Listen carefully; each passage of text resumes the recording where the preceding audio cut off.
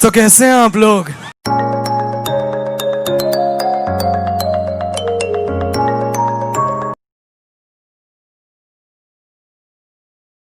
Hello friends, आपका एक बार फिर आपका अपना यूट्यूब चैनल आर के डायरेक्ट क्लासेस में हार्दिक स्वागत है। हम संस्कृत व्याकरण के अंतर्गत तो संधि पढ़ रहे थे। संधि के अंतर्गत हमने अच संधि और हल संधि को पढ़ लिया था और अंतिम वीडियो में हमने कुछ उदाहरण आपको दिए थे जिसको आपको करने के लिए कहा गया था। उन उदाहरणों को हम अभी यहाँ पर सॉल्व करते हैं। ठीक है, तो देखते हैं। अपना पहला उदाहरण था पुत्र धन अपी, मतलब इसका संधि। इन उदाहरणों का हमें क्या करना है, या तो संधि विच्छेद करना है या संधि करना था। तो पुत्र धन अपी, यहाँ पर ये संधि विच्छेद दे रखा है, इसको संधि करना, मतलब इसका संधि क्या होगा और संधि का नाम लिखना है। ठीक है, तो पुत्र धन अपी का संधि करेंगे तो इसका संधि क्या होगा, संधि होगी इसमें दीर्घ संधि। क्या होगी, पुत्र धन अपी का दीर्घ संधि। कुत्र में त्र में अ है और बाद प्लस से पहले अ है, प्लस के बाद अ है, तो अ बराबर आ, इसमें संधि कौन सी हो जाएगी, दीर्घ संधि होगी। तो रूप बनेगा कुत्रा पी, ये अपना रूप बनेगा। संधि होगी दीर्घ संधि, तो यहाँ पर दीर्घ संधि। ठीक है, कुत्रधन बराबर कुत्रा पी बराबर दीर्घ संधि। उसी तरह नेक्स्ट है उपधन इक्षिता। यहाँ पर अ या आ के बाद ई उ और री और री रहने पर वहाँ पर गुण संधि हो जाती थी। तो यहाँ पर वो नियम लिख रहा है, तो अपने यहाँ पर इसके अंतर्गत होगा गुण संधि। तो और ई का ए बन जाएगा, रूप बनेगा उपेक्षिता। उपेक्षिता अपना रूप बनेगा, उपेक्षिता रूप बनेगा। संधि का नाम हो जाएगा गुण संधि। ठीक है, उसी तरह से नेक्स्ट नधन एव, अ या आ के बाद, इसका नियम है अ या आ के बाद ए ओ आई औ रहने पर वहां पर वृद्धि संधि हो रही थी। ठीक है, तो इसके अंतर्गत अपने वृद्धि संधि होगी। रूप क्या बनेगा, अ या आ के बाद ए ऐ रहेगा तो आदेश क्या होगा, ऐ आदेश होगा। तो अ के बाद ए है तो आदेश क्या बनेगा, ऐ। तो रूप क्या बनेगा, नई, नई रूप बनेगा। संधि हो जाएगी अपनी वृद्धि संधि। संधि हो जाएगी वृद्धि संधि। ठीक है, नधन ए बराबर नैव। अस्तेव यहाँ पर दे रखा है अस्तेव, इसका संधि विच्छेद करना है। ठीक है, क्या करना है, संधि विच्छेद करेंगे तो देखेंगे, यहाँ से देखेंगे कि अपने यह यहाँ पर देख रहा है। ठीक है, यण संधि इसके अंतर्गत, यण संधि के अंतर्गत य और व से पहले मतलब आधा अक्षर दिख रहा है। ठीक है, तो हमें समझना चाहिए कि वहां पर यण संधि हो सकती है। तो यहाँ पर इसका संधि विच्छेद करेंगे तो क्या होगा, अस्ति धन एव, अस्ति धन एव होगा। इस ई अस्ति के अंतर्गत क्या है, ई और बाद में क्या है असमान स्वर ए है, तो इस एक ई की जगह पर क्या आदेश होगा, यह आदेश हो जाएगा। तो अस्त्य, ये दोनों हलन हो जाएंगे, य में ये पीछे वाला ए मिल जाएगा, जिस कारण से बन जाएगा अस्तेव। संधि का नाम हो जाएगा यौन संधि। ठीक है, नगरोधन अयम, इसका संधि करना है। नगरोधन अयम का संधि करेंगे, क्या होगा, संधि पूर्व रूप संधि होगी इसके अंतर्गत। नगरोधन अयम का पूर्व रूप संधि होगी, तो क्या बनेगा, यहाँ अवरोह चिन्ह लग जाएगा, अवग्र चिन्ह, और नगरो अयम रूप बन जाएगा। संधि का नाम हो जाएगा पूर्व रूप संधि, पूर्व रूप संधि।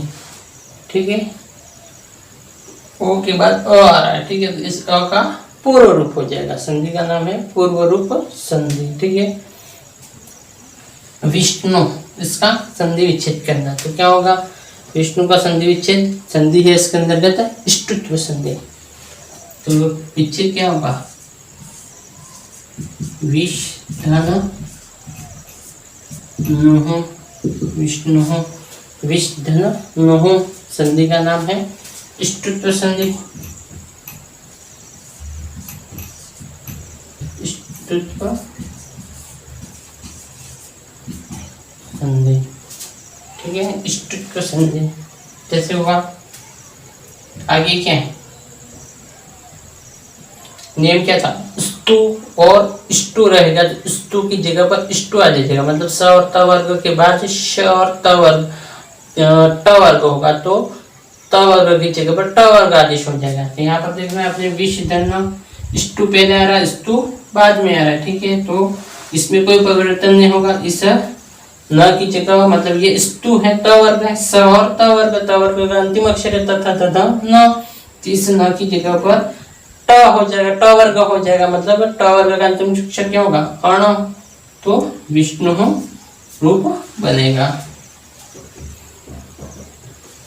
चक्री, चक्रण ढौक से, चक्रण ढौक से ये शब्द, इसका संधि विच्छेद, इसके अंतर्गत भी इष्टुत्व संधि है।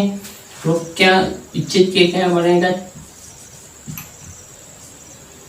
चक्रीन धन ढौक से, चक्रीन ढौक से, इसमें स्तु आ रहा है और बाद में स्तु आ रहा है, तो इस न का अण हो जाएगा चक्रीन ढौक से। तो क्या बनेगा? चक्रीन ढौक से, इष्टुत्व संधि। नेक्स्ट, सुपधन अंतः, सुपधन अंतः, इसमें संधि है जस्त्व संधि। प खर के अलावा, बाद में प्लस के बाद खर के अलावा होगा, तो इसका हो जाएगा वर्ग का तीसरा अक्षर प फ प ब।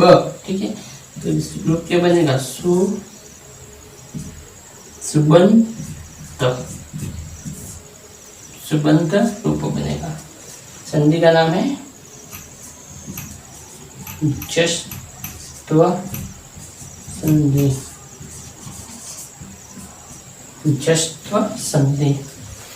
भानुष्मा, भानुष्मा का संधि विच्छेद होगा भानुधन उष्मा, संधि का नाम दीर्घ संधि। ठीक है, ऊ है, बाद में ऊ हो रहा है, तो इसका दीर्घ हो जाएगा भानुष्मा। तवलकार, यहाँ पर गुण संधि है, संधि विच्छेद होगा तव धन द्रिकार। ठीक है, संधि का नाम गुण, गुण संधि है, संधि का नाम गुण, तव धन द्रिकार। ठीक है, और के बाद और यहाँ के बाद यू री और द्रि होगा, तो यहाँ पर द्रि की जगह पर आदेश होगा अल आदेश हो जाएगा, तो बन जाएगा तवालकार। इस तरह से ये कुछ उदाहरण दिए थे जिनको हमने यहाँ पर देख ली। अब नेक्स्ट संधि हम देखते हैं विसर्ग संधि के बारे में। अच संधि और हल संधि के बाद अब विसर्ग संधि को देखते हैं।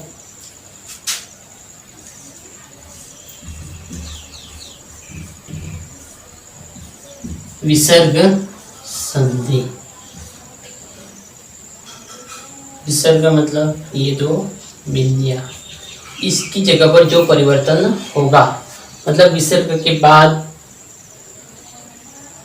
स्वर या व्यंजन कोई भी रहने पर इस विसर्ग के स्थान पर जो परिवर्तन होगा हम उसे विसर्ग संधि कहेंगे। ठीक है, विसर्ग संधि देखते हैं। विसर्ग संधि के अंतर्गत पहला सूत्र है अपना स स जुशो रू ह।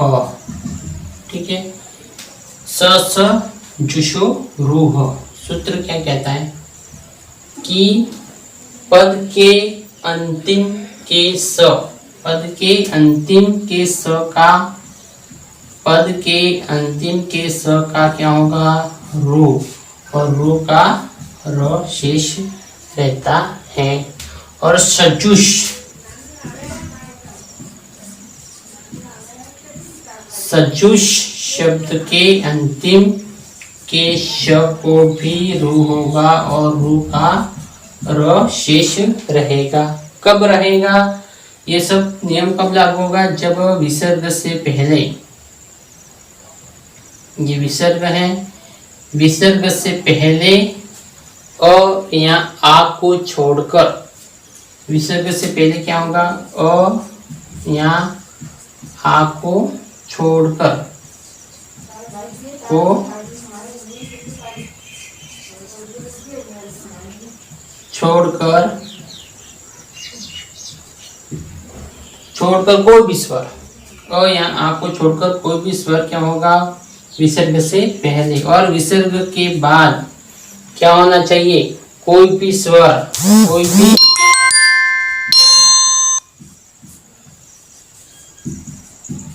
कोई भी स्वर या व्यंजन वर्ण के अंतर्गत, व्यंजन वर्ण के अंतर्गत तीसरा, चौथा और पांचवा वर्ण, तीसरा, चौथा और पांचवा वर्ण रहने पर उस विसर्ग का क्या होगा, रू हो जाएगा। और रू होगा, रू में ऊ का लोप होने पर शेष क्या रहेगा अपने सामने, र, ये र शेष रहेगा अंतिम यहाँ पर। ठीक है, सजुषो रोहु क्या कहता है, पद के अंतिम के स को र होगा और सजुष के श का भी र होगा। शर्त क्या है, विसर्ग से पहले अ या आ को छोड़कर कोई भी स्वर होना चाहिए। विसर्ग के बाद, प्लस के बाद, विसर्ग के बाद कोई भी स्वर चलेगा, या व्यंजन वर्ण के अंतर्गत ये तीनों वर्ण चलेंगे, तो इस विसर्ग की जगह पर रू आदेश होगा और रू का र आदेश होगा। ठीक है, उदाहरण देख लेते हैं, उदाहरण के द्वारा समझेंगे इसको। शिशुहु, शिशुहु धन आगच्छत्,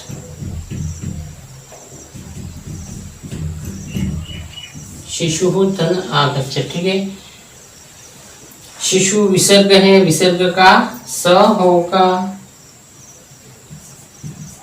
ठीक है, शिशु स होगा, इसका विसर्ग का पहले तो स हो जाएगा, स का र। ठीक है, स का र होगा। स जुशो रू सूत्र से स का र होगा, पद के अंतिम के स का, ये पद का से इसका स का रू होगा, रू का र होगा। नियम अपने लग रहा है, अ यहाँ आ को छोड़कर, अ यहाँ आ को छोड़कर कोई भी स्वर होना चाहिए, मतलब शिशु में अंतिम स्वर क्या है, अ यहाँ के अलावा उ है, और प्लस के बाद क्या होना चाहिए, कोई भी स्वर, या तीसरा, चौथा, पांचवा वर्ण। तो यहाँ पर अ आ रहा है, तो इस विसर्ग का स का र होगा। ठीक है, और इसको हम जोड़ेंगे तो रूप बनेगा शिशु, और र में ये आ मिल जाएगा, रा मिल जाएगा, शिशुरा गच्छत्। क्या बनेगा, शिशुरा गच्छत्। ये अपना पहला उदाहरण हो गया। नेक्स्ट एक दूसरा उदाहरण और देख लेते हैं। पितुहु धन इच्छा, पितुहु धन इच्छा, पितुहु धन इच्छा, ये अपना नेक्स्ट उदाहरण देखते हैं। विसर्ग का क्या होगा, स का र, मतलब रू, रू का र कब होगा, जब विसर्ग से पहले अ यहाँ आ को छोड़कर कोई भी स्वर, और विसर्ग के बाद कोई भी स्वर, यहाँ तीसरा, चौथा, पांचवा वर्ण व्यंजन वर्ण में, तो यहाँ पर विसर्ग से पहले और यहाँ को छोड़कर दूसरा वर्ण है, मतलब स का र होगा, और बाद में भी नियम अपना मिल रहा है।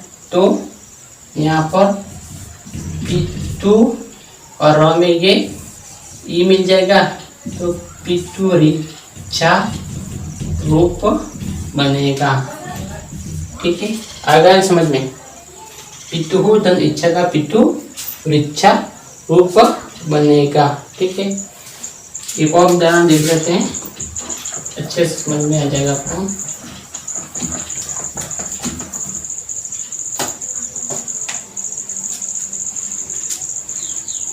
दूह, दूह धन अवस्था,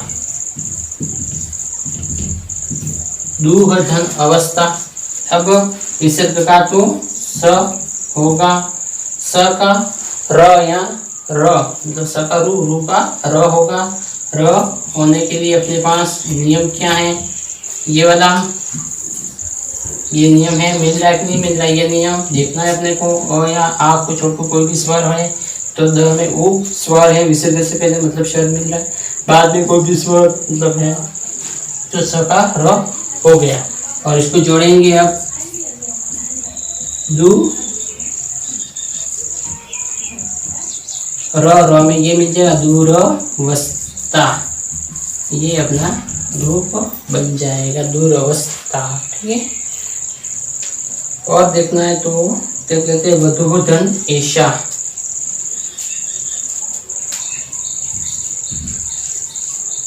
वधु धन ऐशा। विसर्ग का क्या होगा, स का र रूप क्या बनेगा, वधु र में ये ए मिल जाएगा, वधु रेशा। तो ये स जुशो रोह में पद के अंतिम के स का र होगा और सजुष षटकोण के श वाला का भी र होगा। कब होगा, ये नियम है। और यहाँ आपको छोड़ कर भी विसर्ग से पहले स्वर होना चाहिए, विसर्ग के बाद कोई भी स्वर या वर्ग का कोई भी व्यंजन वर्ग के तीसरा चौथा और पांचवा वर्ण रहने पर ये नियम लागू होगा। ठीक है, संधि का नेक्स्ट उदाहरण देखते हैं। खरवसानयो विसर्जनीय। ठीक है, खरवसानयो विसर्जनीय सूत्र क्या कहता है कि स का रो होगा, र के बाद खर या अवसान, खर प्रत्यार में वर्ण आएंगे वर्ग का पहला दूसरा या तीनों श। ठीक है, ये अपने आ जाएंगे खर प्रत्यार के अंतर्गत। खर प्रत्यार के अंदर वर्ग का पहला दूसरा या तीनों श या अवसान या मतलब कोई नहीं, खाली वर्ण ही नहीं हो, मतलब विसर्ग के बाद कोई है ही नहीं, प्लस के बाद कोई है नहीं, खाली जगह है, तो वहां पर भी विसर्ग हो जाएगा। स का र होगा, विसर्ग र का विसर्ग होगा। ठीक है, जैसे उदाहरण देखते हैं, पहला उदाहरण देख लेते हैं। कृष्णस्थन, कृष्णस्थन खादति, कृष्णस्थन खादति। ठीक है, स है, स का क्या होगा, र पहले तो क्या होगा, स का र होगा।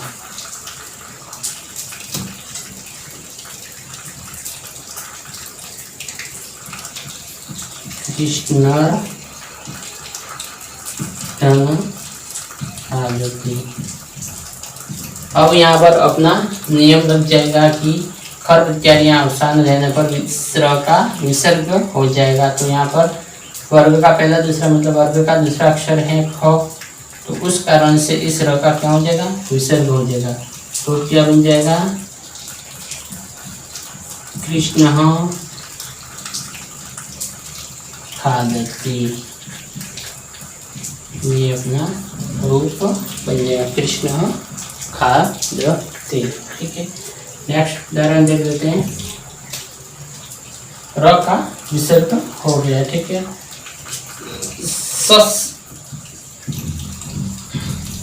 सस धन पचती।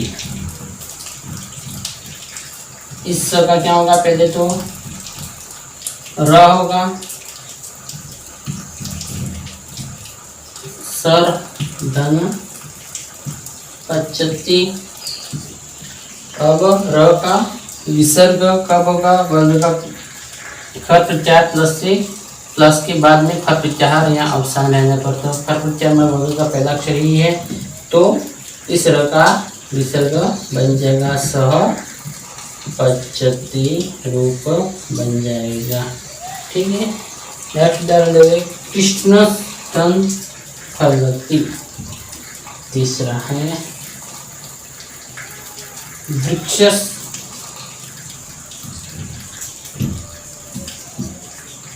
वृक्षस फलती। वृक्षस फलती, तो इस का र होगा वृक्ष और ये फलती,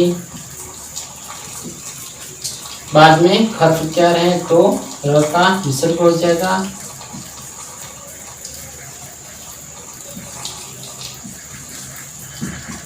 वृक्ष फलती।